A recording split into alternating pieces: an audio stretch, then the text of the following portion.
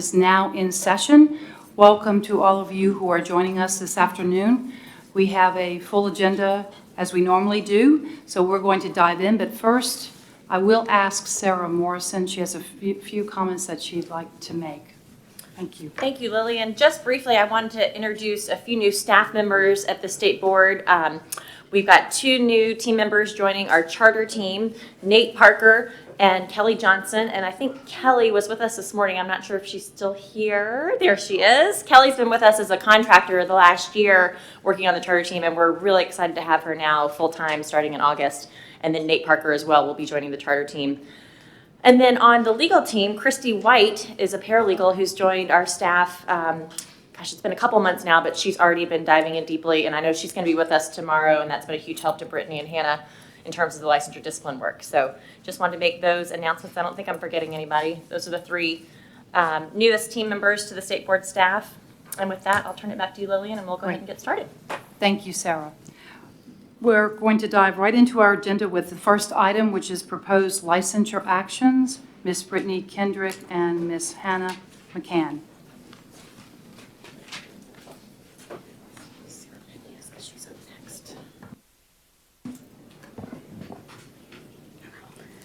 Good afternoon, Madam Chair, board members.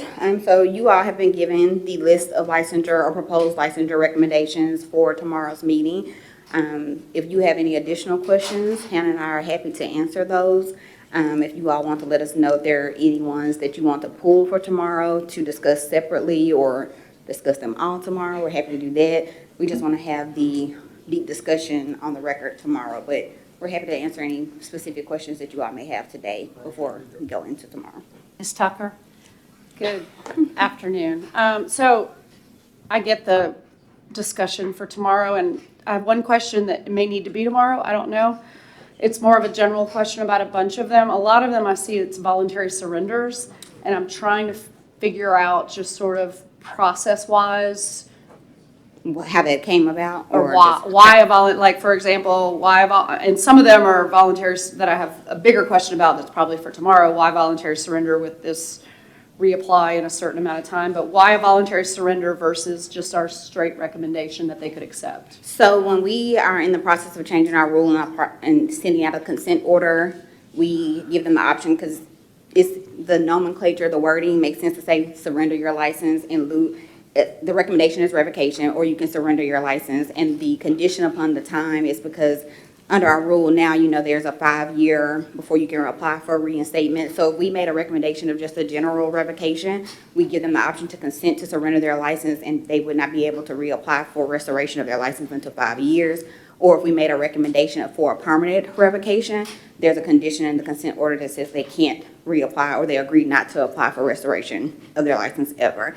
So it's just more so about the wording because people it just makes sense to surrender your license when you're consenting to it and doing it voluntarily as opposed to consenting to the revocation. So it was just a matter of nomenclature and wording, and we're making that change in our rule, and it has the same effect. So on the public website, it'll say past licensure actions were a revocation. When we report it to the National Clearinghouse, we report it as a licensure action of a revocation. So, can I? Yeah, go ahead. So the ones that don't say voluntary surrender, they agreed to those as well? No, so the ones that just say revocation, like they're automatic. So under the law, the law gives the board for certain criminal offenses for us to automatically revoke their license without any work right to a hearing. So if it just says revocation or automatic permanent revocation, they didn't consent to it. It's an automatic under the law. What about the suspensions? Like they consented to it, so that's a consent. They are consenting to the suspension of their license, or they're consenting to the reprimand of their license. So, I'm sorry, I sound like I don't know. I'm just trying to make sure. I just was confused. So the voluntary surrenders are all revocations? We made a recommendation of a revocation. They're all revocations. Yes. If they voluntarily surrender, there's a revocation, and the amount of time may differ depending on the level. Right. But, okay. Right. All right. And everything else, like these suspensions, everything else other than the automatics were agreed to, but they're lesser. Right. So everything was an agreement unless it says automatic revocation. Okay. Mm-hmm. I have quite a few I want to pull. I don't know if you want that now or. I think we do. Yes. So and it may come, we may wind up, while I'm on the board, almost doing everyone individually, but I would like to pull A, B, C, sorry, F, K, L,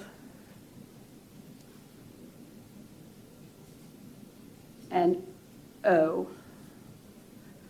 Not saying that not saying that I'm going to necessarily on all of those vote against the recommendation, but those are the ones that I am not comfortable just. You got more Can I- letters. There are more left. I have some more that were maybes, so. Can I repeat those back to you? Yes, Just make sure. please do. A, B, C, F, K, L, and O. A, B, C, F, K, L. Yeah, I'm just seeing if there's one more that I didn't put a check mark next to. Hang on.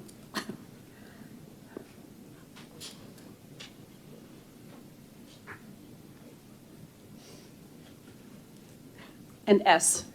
Sorry, I didn't put a question mark next to S. S as in Sam, And you're saying? Yes. And I know you said that you wanted to pull them. Did you have any specific questions about any of them, or you just want to discuss them separately and vote separately tomorrow? I don't think I have any questions Okay. that aren't what you're going to want to have done at the actual deliberative board meeting, so. Okay. Any others from any of the other board members? Can we do, since F will be on there, can we do D also? Okay. And I have D as in dog? D, Okay. yes. That was one of my maybes, Nick. You and I. Oh, Mike. Any others? So we're pulling A, B, C, D, F as in Frank, K, L, O, S as in Sam. Yes, that's what I have.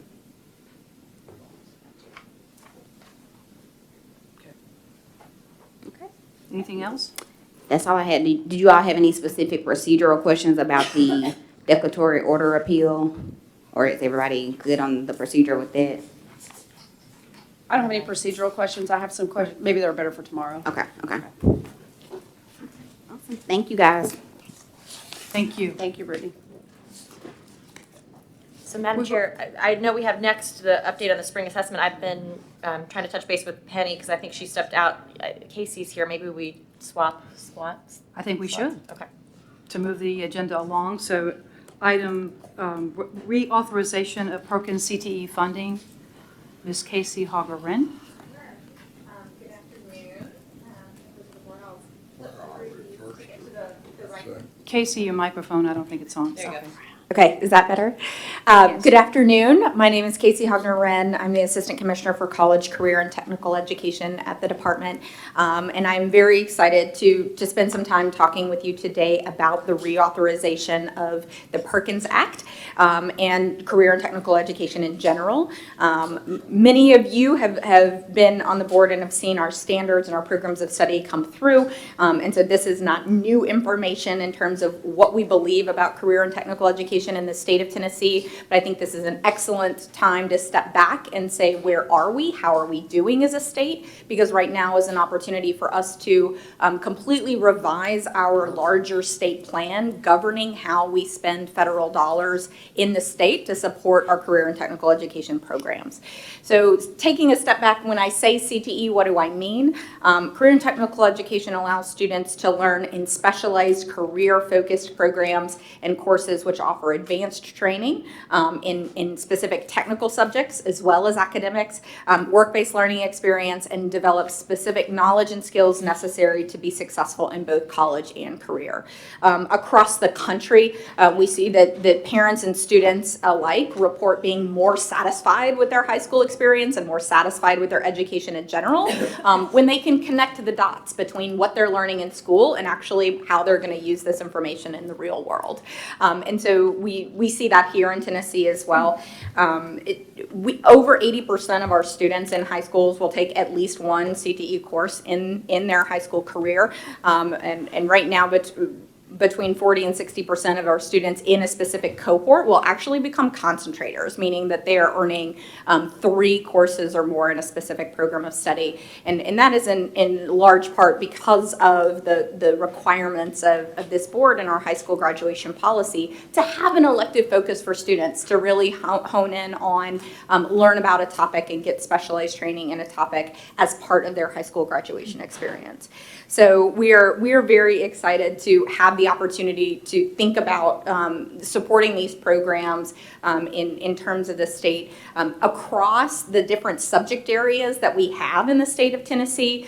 We have 16 different career clusters. Back in 2012, some of the members of the board will remember us re-envisioning how we organized our CTE courses from broad program areas to the nationally recognized career clusters that are in alignment with Department of Labor, the Bureau of Labor Statistics, so we can see where's actually our economic need in our state and how are we making sure that we have programs that are supported to those. So in the 16 career clusters, we have 60 different unique programs of study, which is a sequence of courses leading to a specific area. So if you think about animal science and agriculture or nursing education or STEM or engineering, advanced manufacturing, et cetera. And 193 courses across those 60 programs of study in 16 career clusters. And so at the post-secondary level, several of our career and technical education programs you will find at the community college and at our technical college system as well. And so our CTE programs and system as a state, we start that in middle school and high school here in K-12, and then that transitions into post-secondary where our Board of Regents is actually overseeing career and technical education at the post-secondary level. And so students in post-secondary are walking away with credentials, degrees, and certifications. Students in high school have the opportunity to participate in early post-secondary opportunities and earn industry certifications as well. So last year, what does this look like? We actually have career and technical education programs in 122 of our school districts and nearly every single one of our high schools across the state. And so the districts that aren't represented here right now are actually mainly our K-8 school districts and some of our city school districts. However, that is changing and I will tell you a little bit more about how that can change with the reauthorization of the new law. So right now we're serving 122 school districts across the state. I already mentioned those 16 career clusters. We also have 7 aligned student organizations that give opportunities for our students to practice and demonstrate the skills that they are learning in their classrooms and compete at a local or regional and national level with their peers who are learning similar skills to actually see how they are stacking up, demonstrate mastery, earn scholarships, et cetera. 184,000 high school students last year. At the post-secondary level, 48,000 post-secondary students were served through career and technical education programs funded by Perkins. And we see about 37,000 students last year became concentrators, so ended up with that 3rd level course. We've actually seen about a 40% increase in concentrators since the revision of our programs of study and over the course of the last several years. So since 2012, we're actually seeing a much larger percentage of our cohort of every graduating class who is getting to that 3rd and 4th level of our career and technical education programs. And last year, more than 5,000 students walked away with an industry certification in hand. And so we will see a more drastic increase in that number as we have benefited and incentivizing that in our school districts through our accountability system. But we're very proud of the students who are able to walk away not just with a high school diploma, but also with a recognized industry certification as well. In terms of outcomes, our CTE students have a very similar ACT average score as the students who are not in CTE. And we also see actually they're more likely to participate in college credit earning courses in high school than their non-CTE peers. We have a 67% seamless enrollment rate, which is similar, again, to our non-CTE peers, which this is actually a gap that we have seen close since 2012. So prior to the reform of our standards, we actually had about a 10 percentage point gap between our CTE concentrators and our students who were not concentrating in CTE in terms of their likelihood to go on to pursue higher education. Over the past 8 years, that gap has now closed. And so I think that's a very clear result of some of the actions of this board to raise standards in career and technical education and hold a consistent set of expectations for graduation across the board. So we are very, very proud of those results. There are places where we are leading as a state, but there are also places where we have a lot of room to grow. And so our vision is that we have high quality CTE programs that start earlier. And so right now we have some middle school programs, but the new law allows us to spend a lot more of our federal dollars down into the middle school level, particularly for career advising, to start students thinking earlier about their pathways to and through high school and post-secondary. And we want to make sure that we are looking more clearly at how our programs are being accessed across the state. So we want to have a very deliberate focus on equitable access for these high quality programs and ensuring opportunity for all students to develop these types of skills and have success in the workplace. So as we think about what has happened, last summer, July 2018, the president signed into law the Strengthening Career and Technical Education for the 21st Century Act. This was a shocking act of bipartisanship of both houses of Congress coming together to say we want to continue the investment, the federal investment in career and technical education.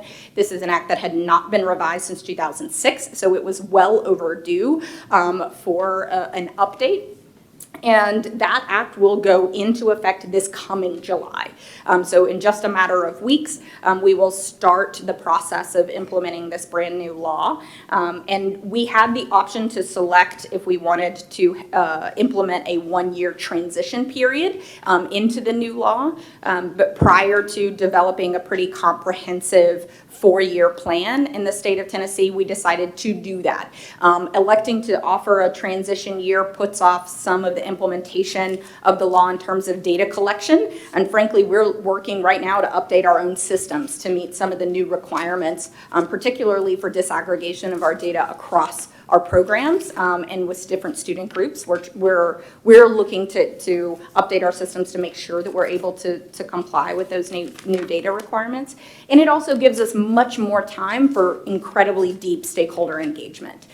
So in order to make sure that our plan as a state met the needs of all of our stakeholders, we did not want to rush through that consultation process. We wanted to plan that out and have a full year to do really deep engagement. And so this is part of the start of that transition year and the start of that engagement here today. So we are just submitted a transition plan that will govern how we will meet the elements of the new law over the transition year. And then through that transition year, we will be developing our comprehensive 4-year state plan. And that will govern from 2021 on, and you will see the timeline on the slide here. The benefit of electing that transition year is we're actually lining up our planning years with the Workforce Opportunity and Innovation Act and the Department of Labor's planning as well. And I think that there's a very clear goal both from the Department of Labor, Department of Economic and Community Development, our business and industry partners, that we have a comprehensive education to workforce pipeline, and that is a comprehensive system in our state. And so we wanted to make sure that our planning was lining up with that as well, which you will see reflected in that timeline. So what are the changes to the new law that will go into effect in July, and how are we thinking about that at the state level? So the first is there are a few brand new federal requirements. The first one is a comprehensive local needs assessment.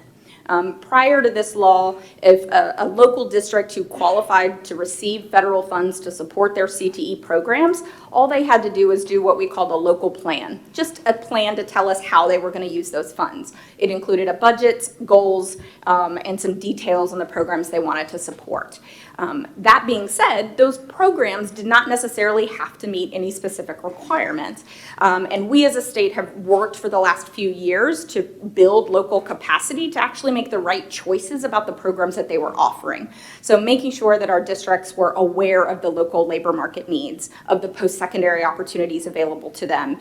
And we're making choices on offering those programs that set the most students up for success, rather than offering programs that could potentially be dead ends, but that's just because they had always could run those programs. And so the federal law now actually requires districts to undergo a pretty comprehensive needs assessment process, and every program that they have in their local application now has to match with what the results of those needs assessments are. And so this is a great place to continue to build local capacity for making these decisions.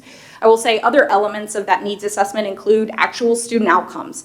So now that we are disaggregating data, we are looking at data by student subgroup and also by program. We're asking very hard questions about who is enrolling in our programs and what are the outcomes. And what we see at the state level is when we pull those averages apart, we have beautiful averages for our CTE students. When we pull those averages apart, there's drastic differences in outcomes in the 16 career clusters. And this actually requires districts to take a hard look at what those outcomes are and then directly focus dollars where they need to build support and improving programs.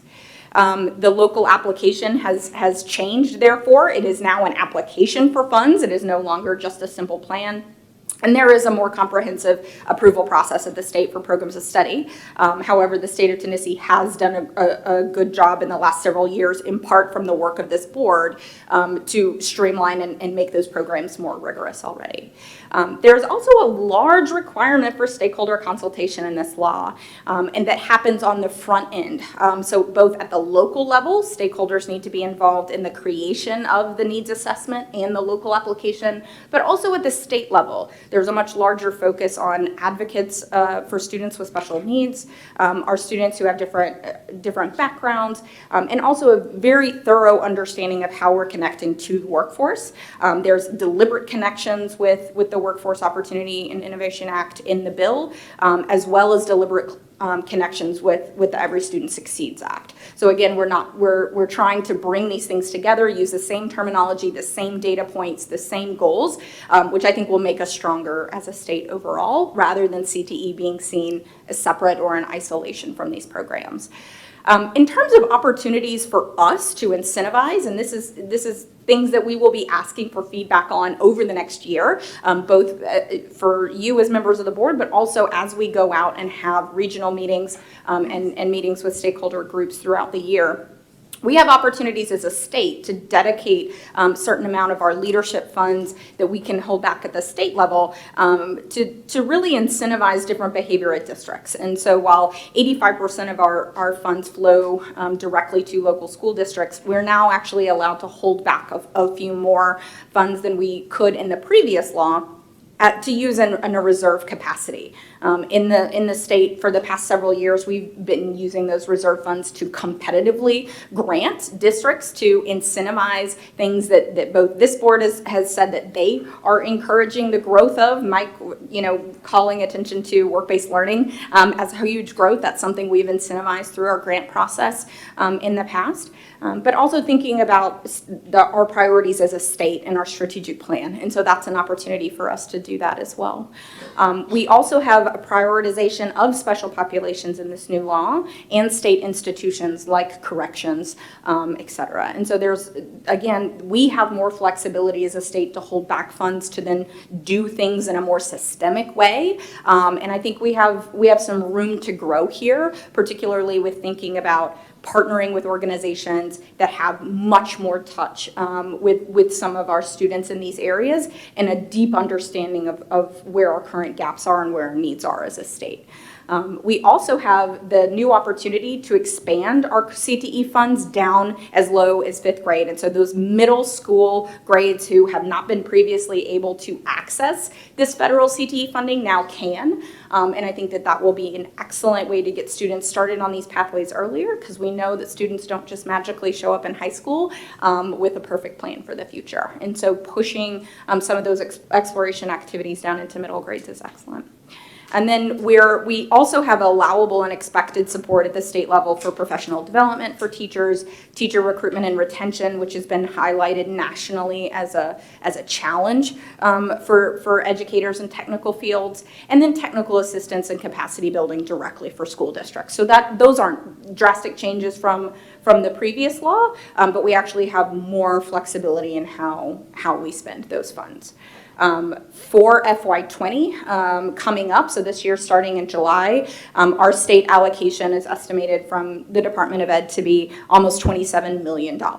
And so that breaks out in funding. Again, a significant portion of that flows directly to our eligible institutions, our school districts. But then we do have some both administration funds, leadership funds, and then those reserve funds that we hold at the state level that we can use to incentivize different behavior. So what does this look like over the next year? So starting now, we're already in the process of thinking about what this looks like to consult with our stakeholders. The governor is actually now required to sign off on this plan in the new law. That has not previously been the case. And so there is a lot more working with his office to determine priorities here as well. In consulting with other state agencies, I've already talked about the integration of other laws here. The first thing that we are doing, we're running actually baseline numbers right now, is setting our state determined levels of performance. So in the previous law, there was a negotiation process between Department of Ed and the state in terms of our goals for performance. That has actually shifted. The onus is now on us as a state to determine that level of performance. That negotiation is no longer there. And so we as a state have a very heavy lift to make sure that we're setting those goals in the right way, and that those are both ambitious but also attainable for us based on the strategies that we are working on. We will be going live later this summer with an open public comment on those performance targets as we are working on the strategies for the state overall. And then there will be a second open public comment period this fall as that more full plan gets put together and gets fleshed out. That will go through this body if you would like to see it in the spring, and then to US Ed in the spring for full implementation of our 4-year state plan next July. So that will be happening over the next year. So this is our opportunity to rethink about our current programs. The Department of Ed has really challenged us to be bold with the new law.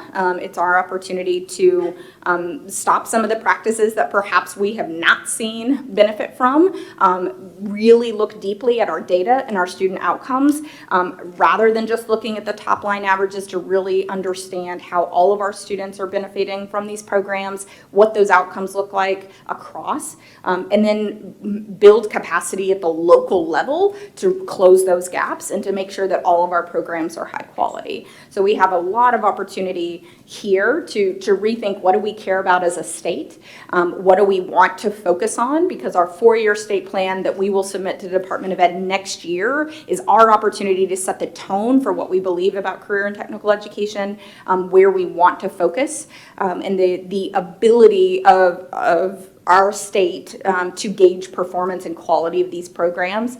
We have the choice of selecting how we do that. And so this has just been a very brief overview. I will open it up for questions for you to dig in, either about changes to the law or how we are thinking about the year ahead of us. I have questions, but I'm going to defer to Mike Edwards first, and I think Wendy, your mic is on, so I apologize. Do you have anything? Mr. Just Edwards? planning ahead. Planning ahead. Well, first of all, let me applaud. Just awesome. All right, I get a sense that there's got to be a deficit in skilled faculty. Mm-hmm. How broad is that? That's a great question. So, we ask our directors of schools, our career and technical education directors, what are some of the largest barriers that they're facing right now to offering high-quality programs? And right now, the number one thing, besides funding, which we hear for new equipment, the number one thing that we hear is access to high-quality instructors. And I think that that has changed over the last several years as we have seen the economy rebound, and we've seen more, a very low unemployment rate, much more opportunities for folks who had been in industry to go back to industry, and we are actually seeing that shortage increase. And we are actually, that's coinciding with, we've lost a few educator preparation programs that focus on occupationally licensed teachers, so that's another place where, we have supply declining. And so this is a huge focus for us. It is a focus in the Act, where actually the allowable funds provide flexibility for us to do statewide activities around recruitment and retention, and where we can support districts also with reserve funds in terms of how we are thinking about recruitment and retention activities. As a state, I think that we were fortunate enough the year before last to win a USAID grant focused on recruitment and retention of occupationally licensed teachers, and we're actually through that grant launching a district-led preparation program and also community college preparation program to kind of expand access and lower barriers for industry folks to come into the classroom and be the experts to teach these courses. So I can bring back to this board details on specific subject areas where we see the largest shortages right now that aligns with our largest needs in the state: healthcare, advanced manufacturing, IT. And we are focusing on those in our efforts. So, is there a way to link either faculty or adjuncts at TCAT, TBR, yeah. TCAT with CTI? Yes. CTE. Yes. And encourage LEAs to take advantage of those. Absolutely. So I think this is one of our biggest areas of growth.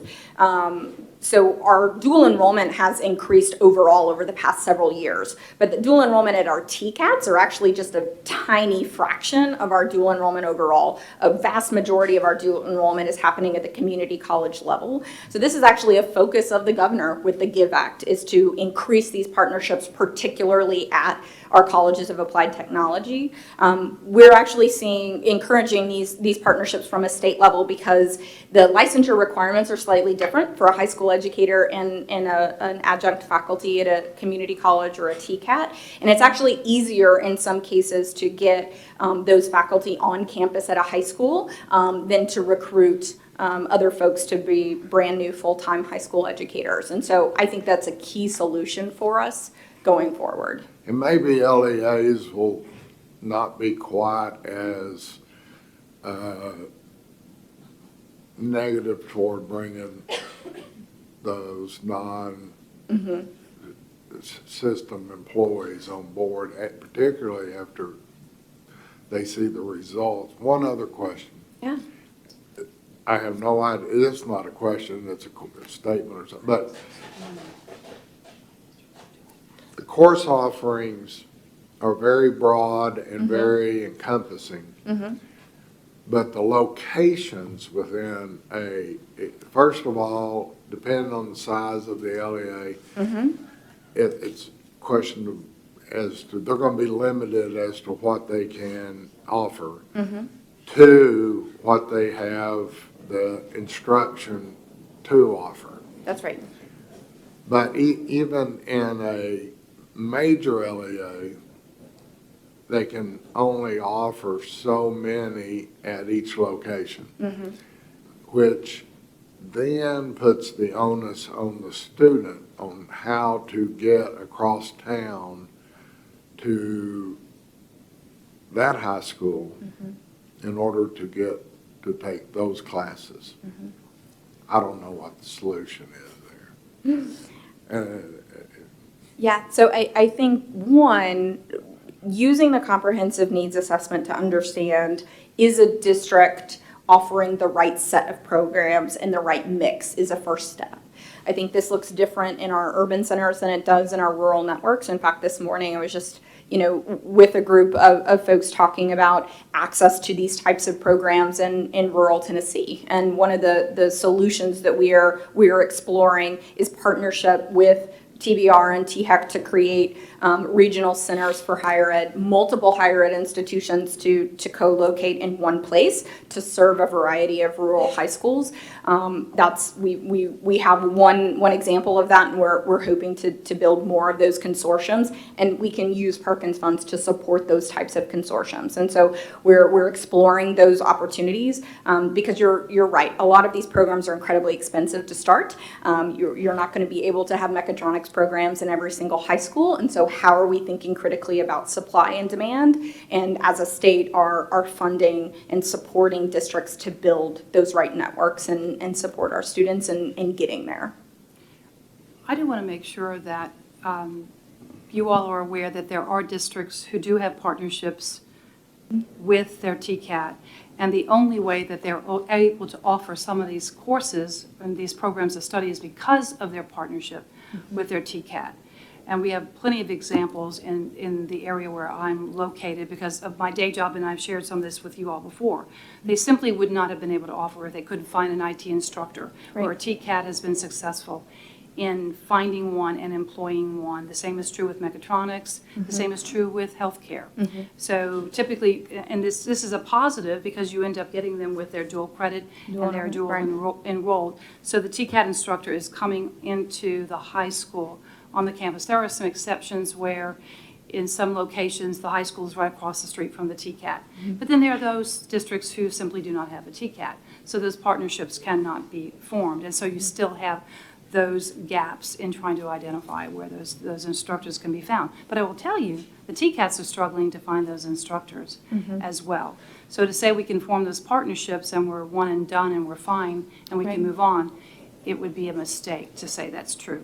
The TCATs are struggling to find their instructors as well. So I do want to, and Mike, did you have anything else? Because I wanted to ask a couple of questions. Are you finished? You're good? Okay. You talked about the outcomes, and tracking the data is critically important to this, and I would imagine that this is going to require that we have a more comprehensive approach to getting that data. You all, when you do the Perkins Reserve Grant, you're asking for the districts to tell you what the outcomes will be, what the data, the numbers, and all that. That's right. Will you be able to create a database that everyone's going to have access to, or the data is going to be loaded into it so that everyone can have access to the true outcomes? Because it's one of the things that I look at in wearing my state board hat, but also certainly in my day job. I want to know that the programs that are being pushed are in fact leading to ultimately jobs for those students. Yes. So they're getting those credentials, but how many credentials, how many are in the pipeline from freshman to senior, how many are graduating and getting X number of credentials, and do they in fact get employed? I know that's the harder piece, is the employment side of it. So can you speak to that for us? Absolutely. So one of the reasons why we did elect to do a transition year last year was because we wanted to make sure to get the data system piece right. And so we're very fortunate in the state of Tennessee to have a really robust longitudinal data system that we're able to use to get those longer term outcomes that you mentioned, employment, the wage data, our post-secondary success. And we are now linking that back into our high school data systems to say, can we track and see which students are being successful? What are some of the predictive elements that we can say these students in high school are much more likely to be successful because they have the same elements of these students who we can see long-term have achieved these outcomes. So one of those things is building those quality pipelines with that longitudinal data system and feeding that information back to our school districts. And so we are right now as a state, we first started doing that with CTE data in paper. We would create a report and then mail it to the district, right? But this year has been the first year we're actually importing that data into a planning platform for our districts that they can have live access to some of that data. We still have more room to connect some of our dots with our career and technical education data in that platform, which is one of the things we'll be doing this year. I think for the past several years, our career and technical education data, because of the way that the former law was written, we had created a proprietary data system to track CTE data that was not connected to our overall state student information system. And so one of the things that we're doing right now is breaking down those walls and thinking about better integrating the collection of our CTE data into our overall student information system data, so it feels much more seamless for a district. They have better access and quicker access to real-time data, and they're able to see those outcomes much more starkly, right? Because right now they're going through different review processes with different data systems, and it's harder to see the connections that you mentioned. I will say that as we are going through right now and looking at benchmarks, trying to pull together the changes in this law, what that does to the current data that we have, and trying to set those state performance levels, what we have seen is that we do have very clear indicators of success. And so our students who earn industry certifications are 5 times more likely to articulate into a TCAT than those students who do not. And in fact, they're much more likely to go to college in general. So whereas the average CTE student would seamlessly enroll at a rate of in the high 60s, 64, 67%, students with industry certifications are actually going on to post-secondary at a rate of 79%. And so they are much more likely to go to a TCAT. They're also much more likely to go to a community college. And the 4-year college rate looks about the same. And so we're seeing a big increase there. And so right now is the first time that we're actually able to give that data back to districts. We need that to be a more real-time access. So that's something we're working on. Thank you for that. One other question, and I do not recall if it was embedded in your presentation or not, the equitable access. And we certainly know from our work on pathways and with the Harvard Graduate School of Education and JFF, equitable access for all is critically important to that.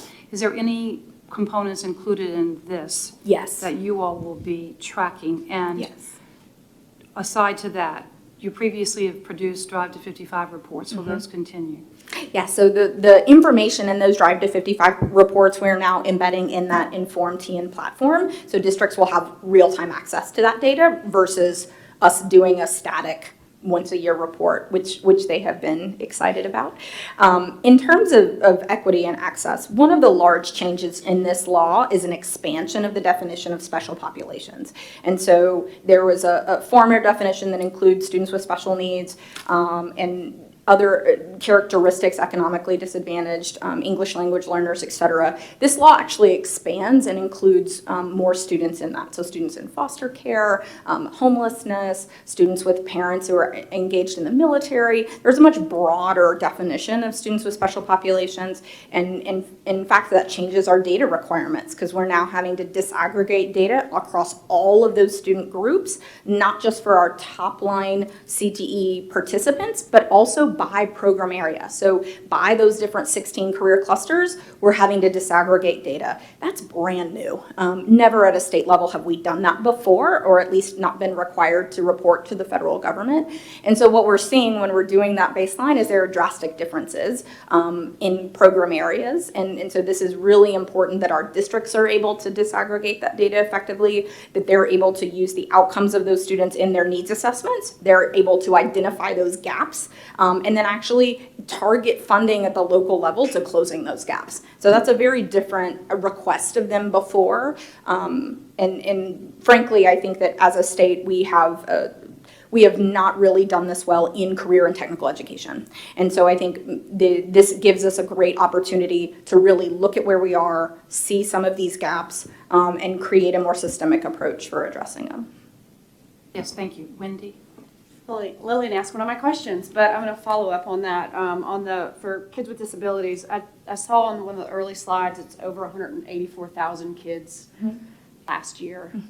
Do you have a number of what percentage of that, or how many of those kids are kids with IEPs? So actually, we've looked, and it's very representative. It's a very similar population to correct, to our student population overall. I think several years ago, there's a perception that career and technical education can be a place where folks have low expectations for students, where students are funneled that maybe not be in more advanced general education classes. And so we really broke it down and looked and said, is this true? And in fact, as a state, overall, it's not. Our CTE population looks very similar to our average student in general. But what I will say is that those percentages look very different when we break it down by program. And so I think that you do see differences in that when we're talking about an agriculture or an auto mechanics program versus an engineering program or health science program. And so I think that is a place where we as a state need to use the data to really highlight those places where we have gaps and be more thoughtful about how we're supporting those students.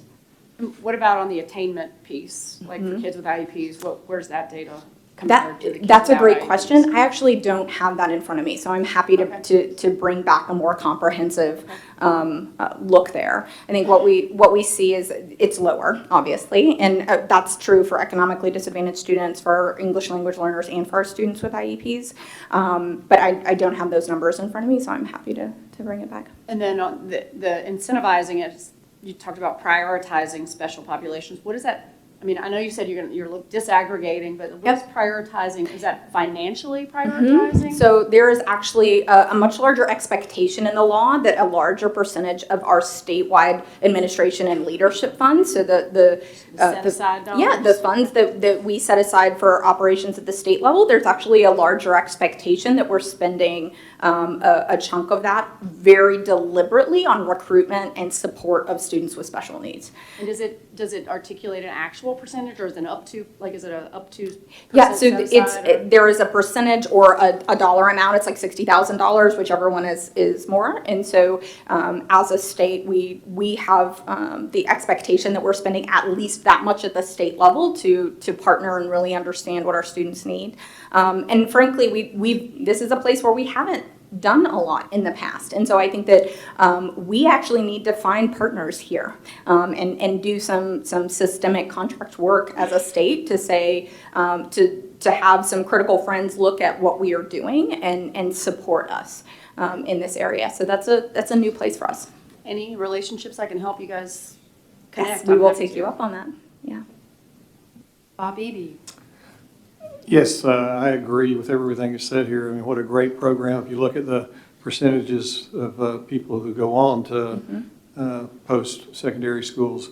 My question has to do with the funding. So the $27 million, has that grown over the last few years?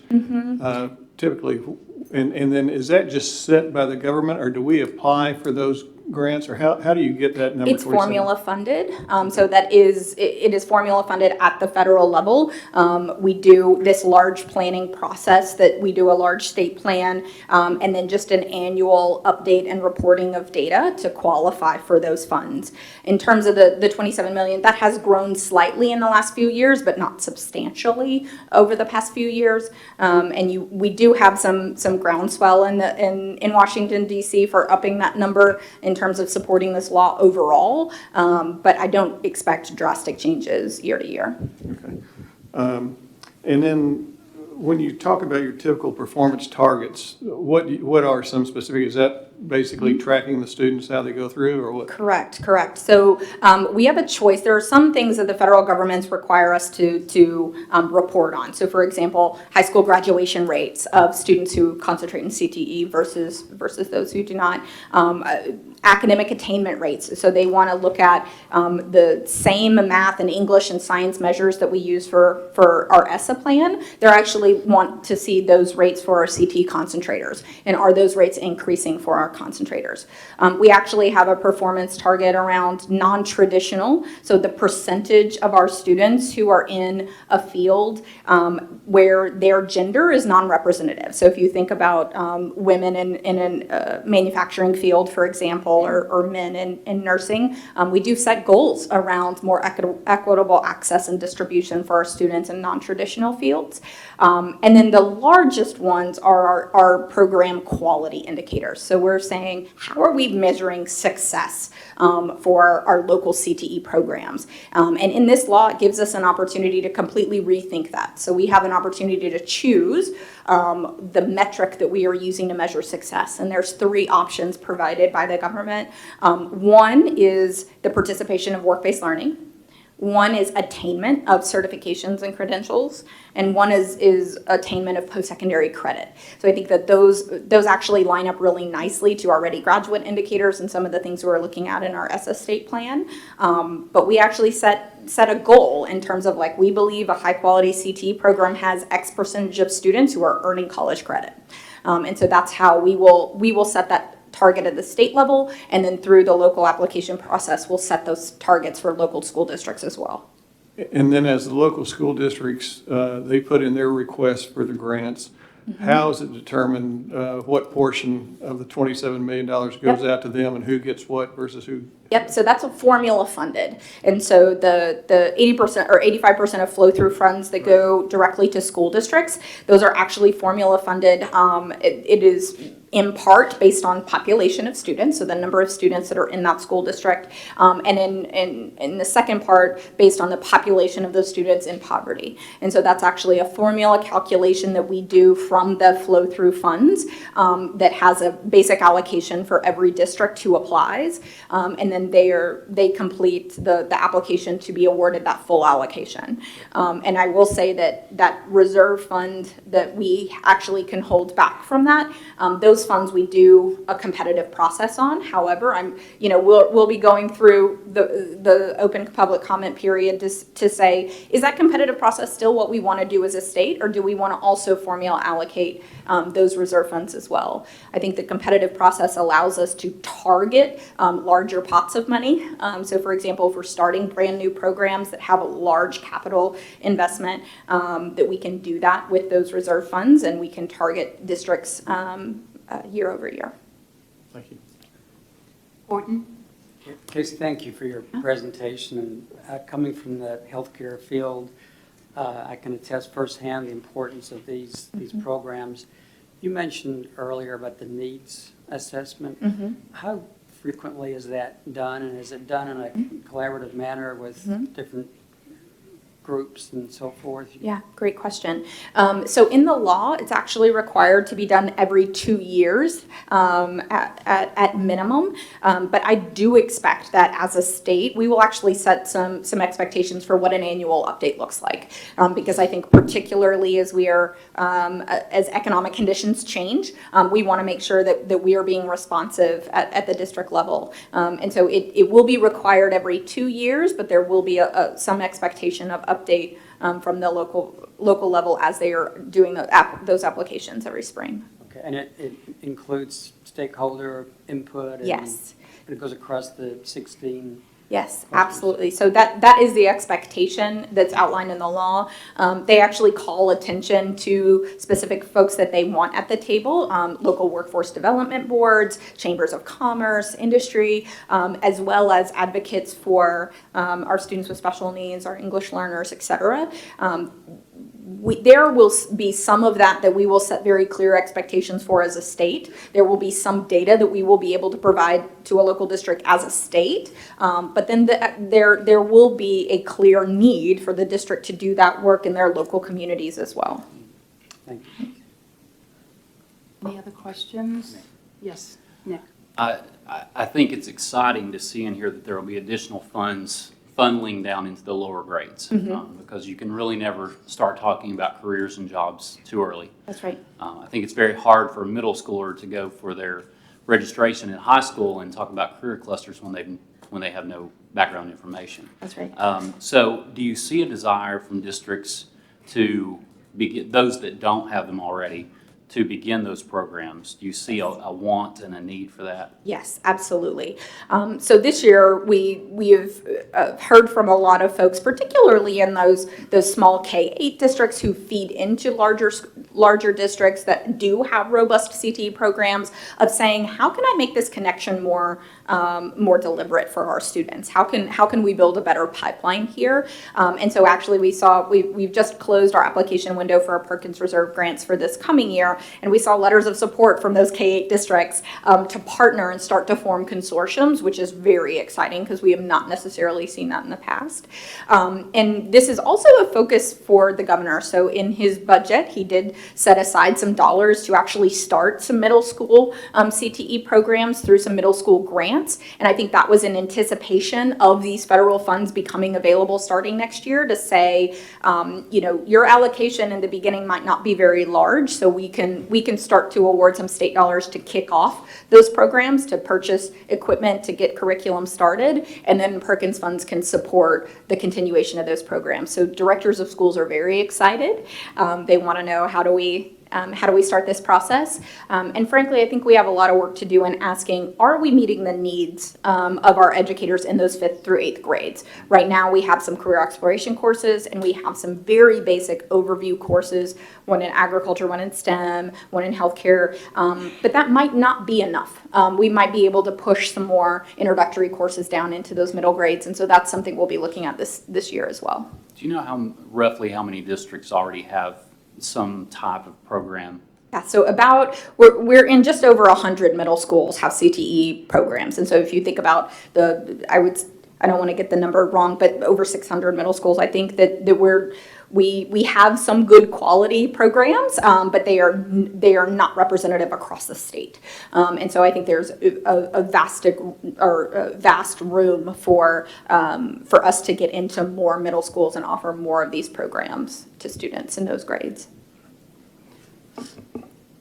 Casey, thank you so much for your excellent presentation and your very thorough responses to the questions. Great job. You're welcome.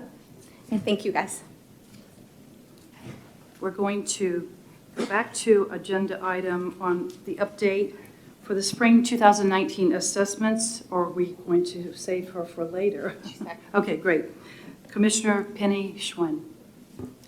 Hello, and I did it again, second time. Thank you. I've been on the phone around this very topic for earlier on this afternoon. Wanted to just do a very quick overview of the data from the last administration, provide another very quick overview of direction moving forward, and then an announcement on status of our current RFP process. So briefly, and certainly not wanting to go into the history of assessment, of which I think we are all aware, we were very excited to see in this session we had over 1 million, so 1.34 million test sessions were completed online. We saw a incredibly high percentage rate, so the standard that you would see would be a 99.98% response rate in an online assessment. We were above that, which is very hard to do in terms of the quality of the online administration. We had 1/3 fewer customer service tickets than we had last year. All of our customer service tickets, for the most part, were specific to things that you would naturally see. So I have a question on this direction, or a student unplugged a computer in the middle of testing. What do I do? Things that young children often do when they don't want to take tests. My daughter does the same thing. She's fantastic at creating problems in her own testing. So we also saw a reduction from over 5 minutes of wait time for call-in to our vendor to approximately 10 seconds. That is obviously a really strong reduction in terms of the amount of time that our districts were waiting on the phone to get answers from our vendor. Those are the basic statistics that we would look at for an online administration. A couple of other things are for our paper and pencil tests. This year, we saw a significant improvement in terms of the quality of the packaging. So the way that the materials are actually structured in the box, the way that they are shrink wrapped, making sure that we have accurate delivery. It's really easy, especially in our rural communities, for it to be delivered to the wrong address. Oftentimes what you'll say, a UPS driver might say, oh, well, the school is closed, but I know where Sally lives, so I'm going to leave it on her front porch. That is so well-intentioned and also really, really troubling for security. So all of those procedures and protocols were improved for this year, including having a vendor that was located closer to Tennessee to have a much faster shipping window. Secondly, our raw score delivery was on time. All of the milestones that were established in August of 2018 have been hit, including reporting. And that is another, I think, really important improvement for our schools and districts to be able to get the data in a timely fashion. When we're looking at improvements and changes for the upcoming window, I'm very excited to announce that we've publicized our intent to award. Our new testing vendor, it looks like, will be Pearson. That is who was announced as the intent to award. That will go out in a press release later this afternoon. But that is our new vendor. So we have the very difficult task yet again of standing up a new assessment vendor in 3 months. I want to reiterate that while we are really excited and feel very, very confident and strong in what we did this year, it is not ideal to stand up a new assessment vendor in less than 12 months. Standard practice would suggest that you should have 12 to 18 months, especially with an online assessment. And so 3 months will be very difficult. Some changes in the RFP that will make this, I think, both a better experience, but also challenging, is we are requiring a presence in Tennessee.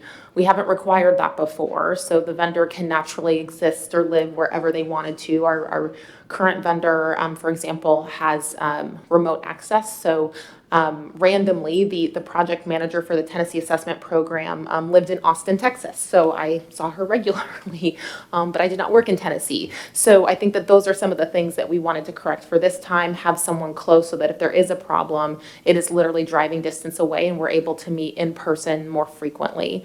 We've changed reporting windows so that districts will get information faster in the years to come.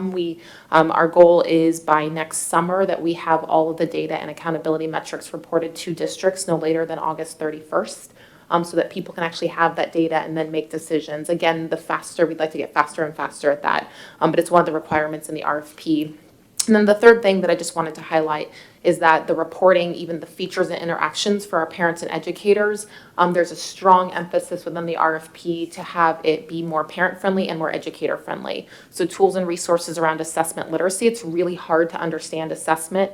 We all take tests, but test design and how we go through the process of designing items, having teachers review them, field testing, that's very confusing and it feels very black boxy, and it shouldn't. If my daughter's sitting in front of a test at the end of the year saying whether or not she's on grade level, I think as a parent I have the right and entitlement to know what's going on that piece of paper. So we want to move forward to having that be much more parent-friendly and educator-friendly, getting the data in a way that's usable to drive instruction for the following year, and then certainly that we have a suite of resources that allows for more transparency to the test. We'd like to get to a place where we're publicizing not the field test items, but the other items in full every year, which will also allow us to do interim informative assessments, which I know we talked about a little earlier.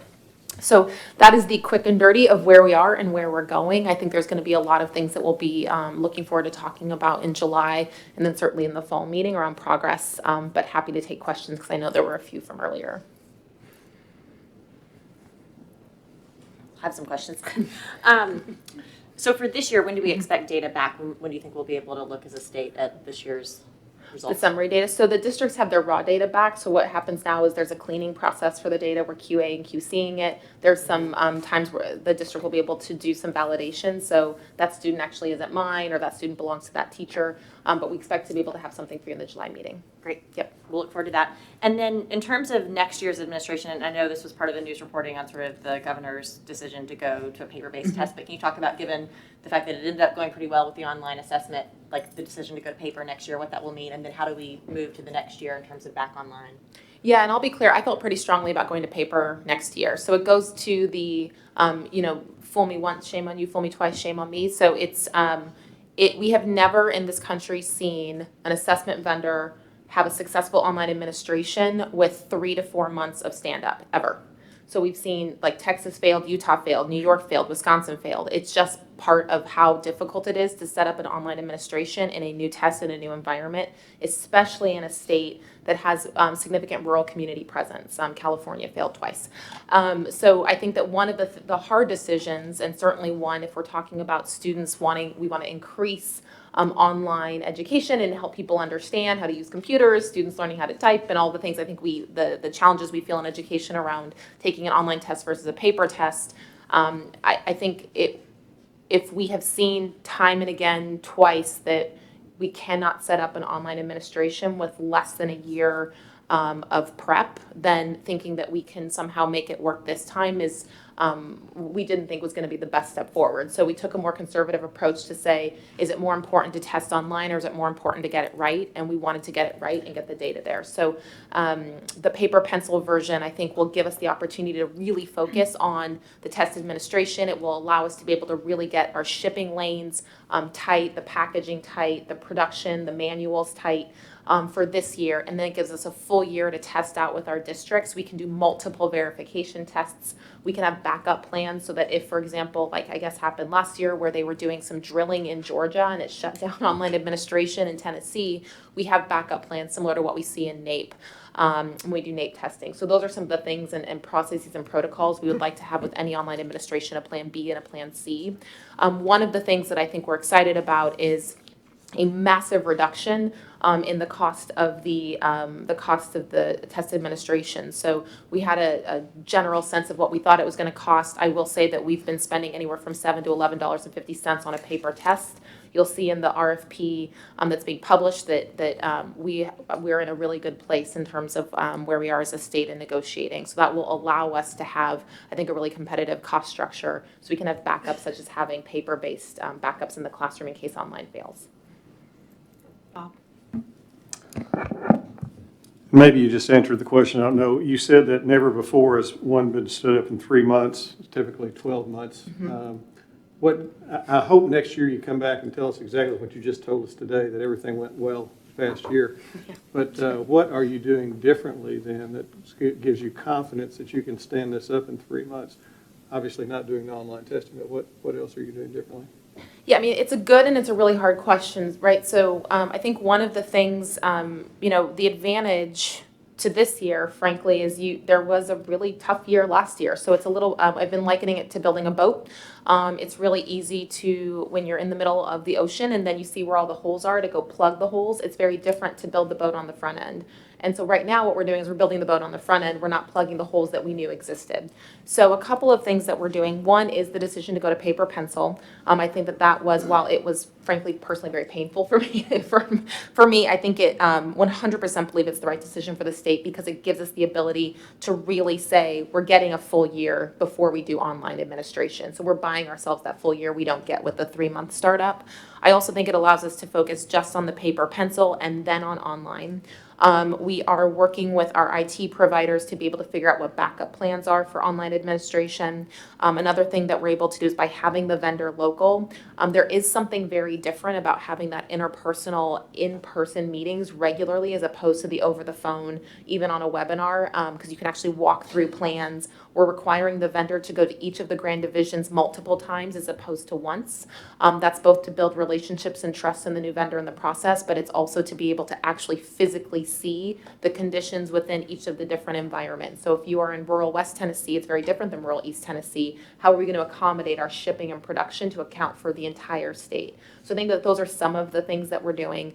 The other thing that I would say I feel better about is that we've structured in a number of different checkpoints throughout the year. So we'll have not just one, but we'll have multiple times where the vendor will ship what we call kind of practice production from the warehouse to say, here's how long it takes, here's exactly how it's packaged, did it get to the right place? We'll be able to do things like check with the vendors to say, UPS, do you have the actual asterisk that says, do not deliver here, or if not present, here's the alternate delivery address. There's a lot of just kind of checks and balances that we can focus on because we're just doing paper pencil. But we have a whole list of lessons learned this year. I will say was in a similar situation in a prior state, and I think there's something really exciting about being able to stand up a vendor from scratch. And frankly, Pearson is known for having incredibly strong administration and efficiency, and so I think that it'll be a good partnership. Are there penalties built in if they don't get it done? Oh, yes. Yep. I'm known for that too, so don't mind assessing a penalty or two. Yeah. I don't want to get too hung up on the paper versus online, but what would the ideal percentage be when future state and things have been tested in a state like Tennessee for the percentage being online versus paper?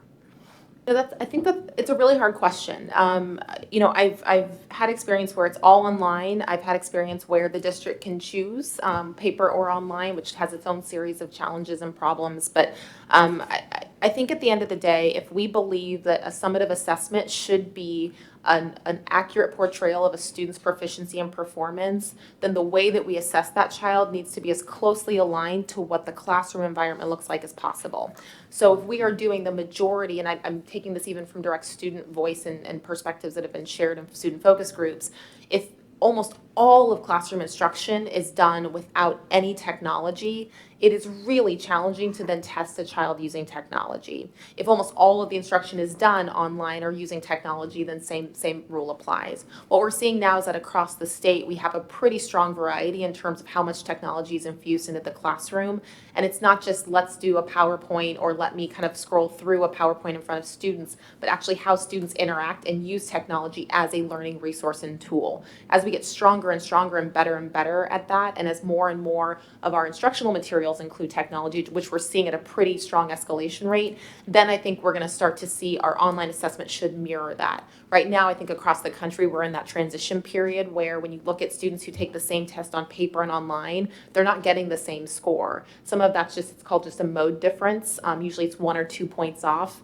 And so we have to start looking at that kind of data and information. So that's why I think one of the best practices is that every student takes the test in the same way, so we don't see some of those mode differences. But as a state, we're going to have that conversation around whether we think it's more appropriate, especially in the younger grades, to do paper, pencil, or online.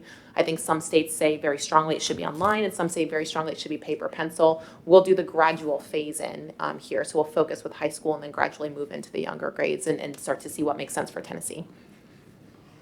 Yes, Wendy. So as the mother of a now rising fourth grader, I got to Congratulations. experience this for the first time. An anxious now rising fourth grader whose teachers handled it very well, by the way. But so 2 questions, because the whole anti-testing thing, what I heard from parents was that they didn't see the purpose of it for them because of the time, right? Yep. You take the test in March or April, and then sometime the next year with a different teacher in a different class, and you're taking different standards, you find out how you did. So you told us the planned timeline for the districts to get their data for accountability purposes, but what is the timeline for parents to get it? And then one of the things you said really perked my ear up. You said so that they can use it to inform instruction the next year. What is the plan? Because I don't know that happens now. I don't know that a fourth grade teacher is going back and pulling that third grade test. So what do you guys envision as how that would lay out, where they would be used? Because it'd be great. Yeah. So best case scenario, and I'll say even with paper, pencil, this is 100% possible. So, and I would say by best case, I mean the floor. There's lots of ways we can build on this. But what I would like to see is that by no later than June 15th every year, every parent has access to an individualized report with their child's information. That includes both a parent-friendly language on what our performance levels look like. It includes a breakdown of information in a parent-friendly format, so not super small font, all words, but where's your child performing in every test that he or she took, based on not just the standard group, but on some of the standard parts. Where is your child on that, and what are practices that you can do at home and over the summer?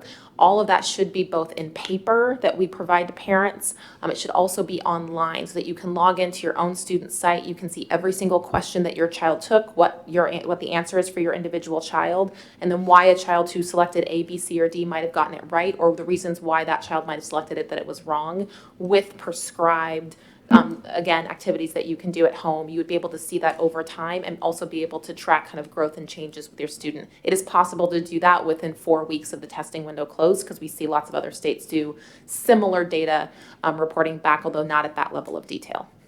Are we legally, did our statute, I know at one point you couldn't get the test questions and answers. We can now get that changed, or some of them, or enough of them to quantify? It has to do with the number of items that we purchase. So one of the things is if you only purchase a certain number of items, and again, it goes to whether you own the items or you don't. So that's have really innovative items. They're super expensive. You don't own those. If you have multiple choice, you tend to own those. So in this state, what that means is that if we want to have a full test, we have to field test or try out a lot more items. We are planning to put in production for significantly more items to be field tested next year so that we can start with this reporting as early as next summer, if not the summer after. But it is something that with cost savings with the current RFP, it does provide us funding to order significantly more items to get that data back. That's great. And then on the, how you're going to, what the plan is to roll out for teachers to be able to use last year's data? I mean, is that just something you're going to help districts? Yeah, so that ends up being a FERPA issue, and it's at the district level. So what we have found in, again, this is other states, we haven't gone to this practice in Tennessee yet, but what you can do is you wouldn't legislate that at the district, or at the department level. It's too hard to manage. So you would say at the district level, yeah, if you're, let's say, the third grade teacher and you're the fourth grade teacher, you both essentially have to sign assurances that you're not going to do any sharing and that it's used for only instructional purposes, in the same way that technically if teachers have private information of students on their personal computers that they're working at home, technically they're supposed to give that back. There's all sorts of kind of things that happen in schools, but one of the things that we would say is at the district level, here's some guidance on assurances that can go into place so that teachers are able to do that data sharing. I think one of the benefits is if we move to having state-supported interims and formative assessments that are linked in actual items that have been used on prior assessments, it saves districts quite a bit of money, but then it also allows teachers to see that progression over time and gives them real data back on where to focus their instruction during the year, getting that information back at the beginning of summer. So when they're developing their lesson plans, they can say, oh, my trend data for standard 1.8.2 every year is so much lower than the rest. I'm going to actually spend some of my summertime figuring out how to teach that a little bit differently. Yeah, no, and I think that's great. And anything the department, I get that you can't do it all from up there, but what I don't see a lot of that, the next year's teacher going back, and I'm not talking about my children, I'm talking about in the schools in general, going back and looking. I see a whole lot of recreating the wheel at each grade level for each kid. So anything the department can do to incentivize that or support that or help with training on that, I think would be, then you're hitting the ground running as opposed to figuring each kid out again. That's right. That's right. Nick? What will teacher reports look like? I know we talked about the sharing between the grade levels, but when my students take the test, what would I see? Would it be similar to what a parent could access, where I would be able to log in and see more? Because I know now it's very difficult. Everything starts at the district, it funnels down to the administrators, and then when I'm sitting at home relaxing, I could be thinking about how to change instruction, but a lot of times we have to wait until the principal's off vacation to be back and get all those reports. And I appreciate that, because that'll be part of the design work that happens between now and, gosh, the latest that usually we can get away with it is November 15th in order to be able to code everything ready for production in the spring. So part of that will be doing a lot of focus groups, a lot of just various feedback sessions with end users. So the parent report's likely going to look a lot different than the educator report, which might look different than the principal report. So ideally you would have the same general format, but your drill downs of your data are just going to look different. So you could see for your own personal teaching what each of your standard performance has been like over, let's say, the last 5 years. So you can look at your own trend data. A parent wouldn't need to see that same level of reporting. So part of it's going to be working with educators to figure out what's the format, what's the visualization that's going to work best for you, and then start to link that to aggregating up to the school and then to the district level. So the answer is I don't know. Other questions, comments? I was so excited to not have it go bad. Yeah, me too. I think we all were. July when we can talk about data. Yeah. We're looking forward to that. We are extremely excited to hear what you shared with us today. It all sounds excellent, promising. We know the responsibility resides with you in the department and not with us. However, you can tell by the line of questioning that this board cares deeply about this subject matter. We do look forward to hearing the successes in the year following the implementation of the online program. So thank you so much for your work in that effort and presenting today. Thank you. I also just wanted to make sure to say very explicitly that there are a lot of people at the department who worked very, very hard for the last year. I know I'm the symbolic representation of that as the commissioner, but it is genuinely about that team and the work that they've done. And so I would be remiss if I didn't explicitly call out the assessment team and the surrounding support staff. They've been exceptional. Excellent. Thank you. Okay.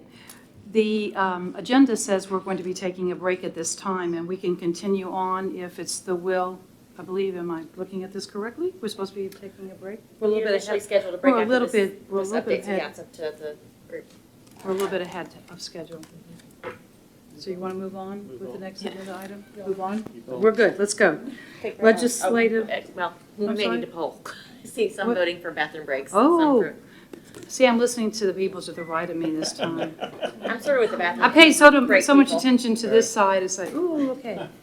All right, we're taking a quick 10, 15, what do you think? 10 minutes. 10 minutes?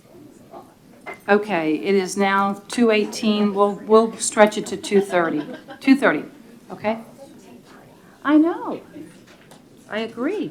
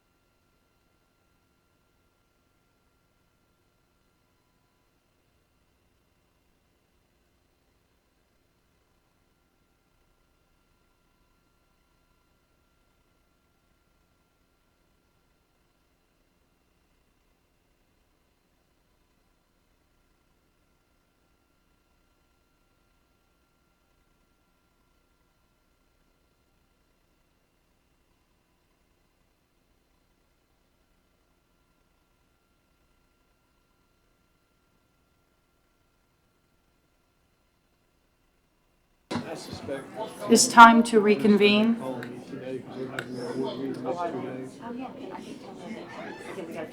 Next up is Nathan James for a legislative session summary and next steps. Put it together that way.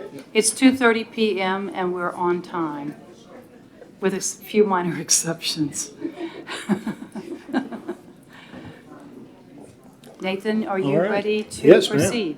Thank you. I am ready. Madam Chair and members, this has been a heck of a legislative session, and we're ready to go through all of it, but I want to share with you some initial reactions and some thoughts about the session overall.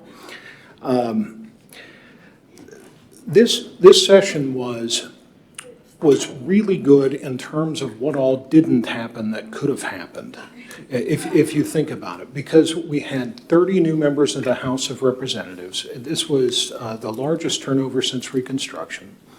And invariably, walking down the halls, I had members of the legislature that came up to me and thanked me for the time that each of you spent with them prior to session.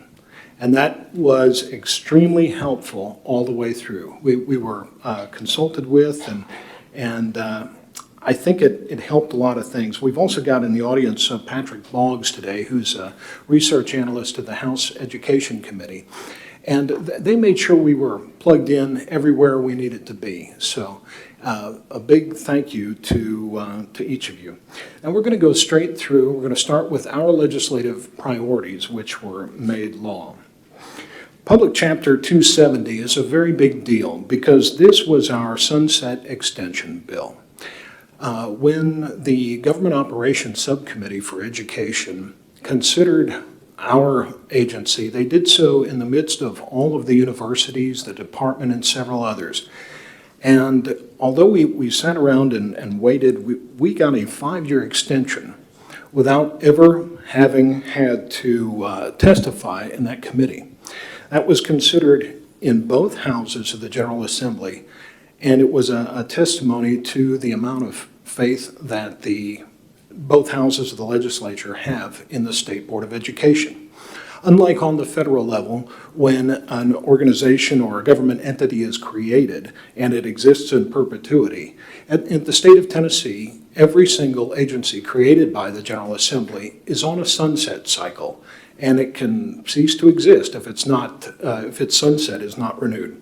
So I have for you today, Madam Chair, this is the presentation copy of our sunset extension, extending the existence of the State Board of Education for another 5 years.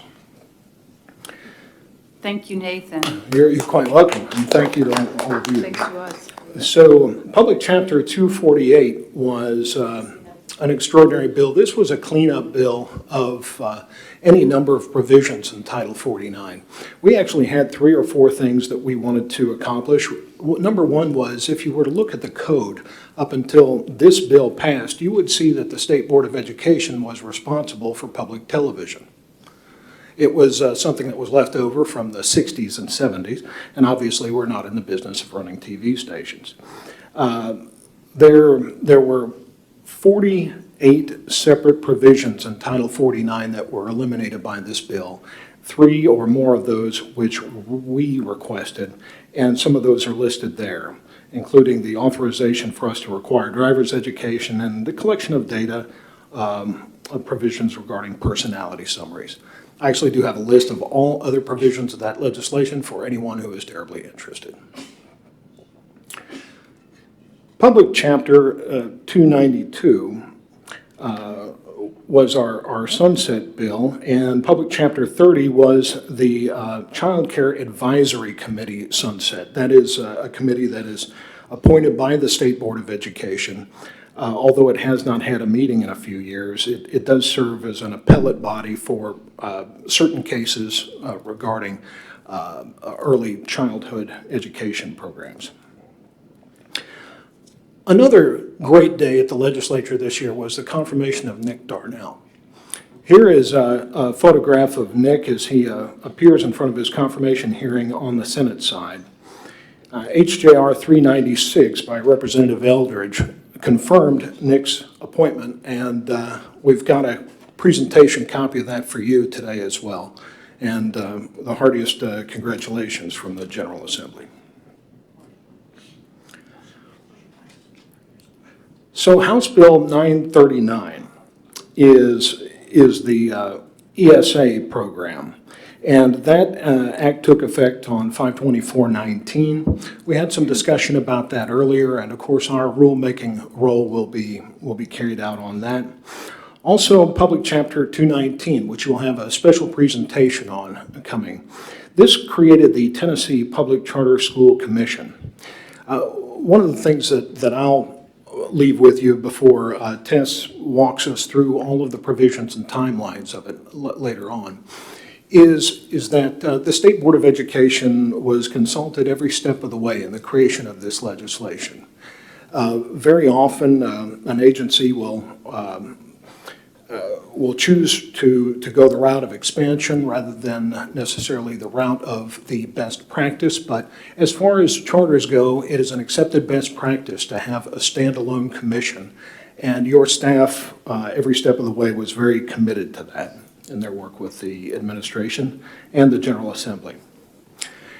House Bill 209, which was just assigned a public chapter number yesterday, prohibits the board from modifying the uniform grading system for students enrolled in K through 12 more than once in every 2 school years. This was brought by Representative Leatherwood at the request of his local school district, and it's because we had 6 changes since 2015 in the uniform grading system. To keep in mind, 4 of those 6 were required by the General Assembly. So when we had the discussion, it served as a good reminder to both of the standing committees on education that every time a change is made there, it has a ripple effect for kids. You've got some districts that have different grading scales for freshmen, sophomores, juniors, and seniors. So Public Chapter 203 is the GIVE Act, and this creates additional dual enrollment grants for high-need areas where they see the greatest need in the workforce. And it appropriates $3 million out of the lottery funds for this purpose on a recurring basis. Public Chapter 191 codified our rules regarding instruction time for incarcerated youth.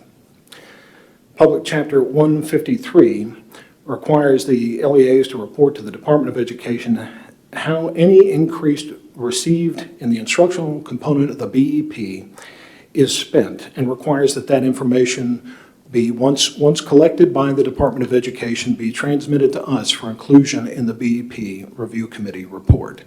It's effectively to determine, the questions come up as to why teachers are told they'll get X raise, and in the end it is spent a little differently.